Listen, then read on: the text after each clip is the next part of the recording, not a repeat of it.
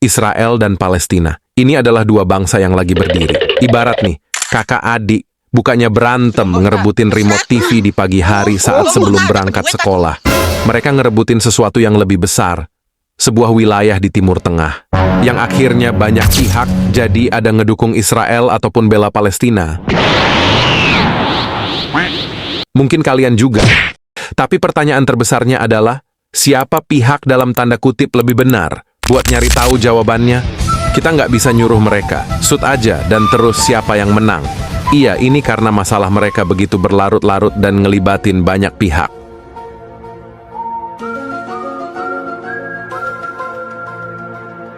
Intinya buat gambaran, inilah peta Israel dan Palestina yang lagi diributin saat ini yang udah kayak puzzle berantakan.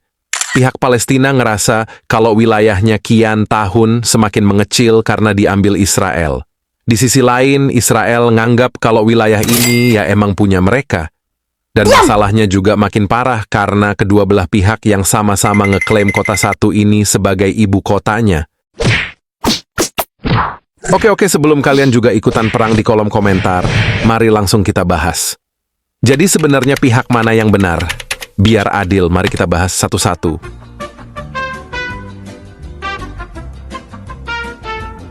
Pertama dari sisi Palestina. Sebenarnya Palestina punya sejarah yang panjang.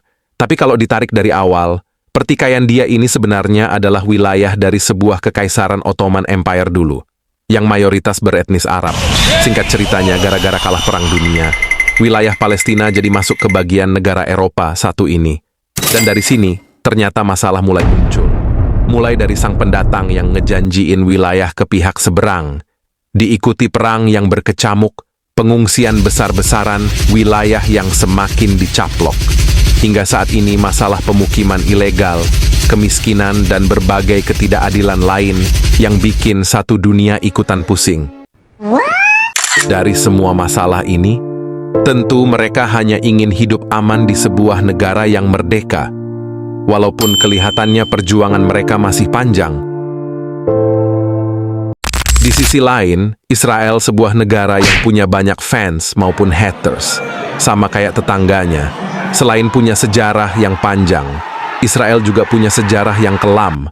Para pendahulu mereka yang kesebar di banyak wilayah ngalamin banyak pengusiran, penolakan, sampai pemusnahan massal. Ini sampah. Tentunya ini nimbulin rasa pedih dan persaudaraan di antara mereka.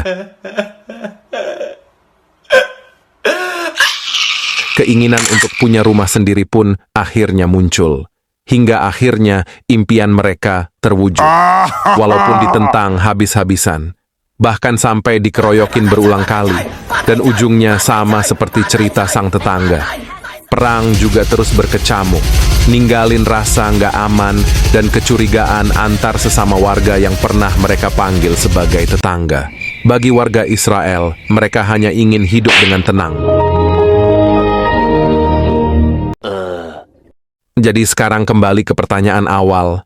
Siapa yang benar? Dari sinilah mungkin kita bisa belajar satu kesimpulan. Politik sejarah dan ilmu sosial itu sifatnya abu-abu. Pada akhirnya, penjajahan di atas dunia harus dihapuskan, dan merdeka adalah hak segala bangsa. Tapi itu nggak cuma berlaku untuk Israel atau Palestina aja. Karena nyatanya, masalah ini bukan satu-satunya di dunia. Sejarah nyatet hal yang sama terjadi di Vietnam, Korea, Serbia, Bosnia, Sudan, Kashmir, dan banyak lainnya.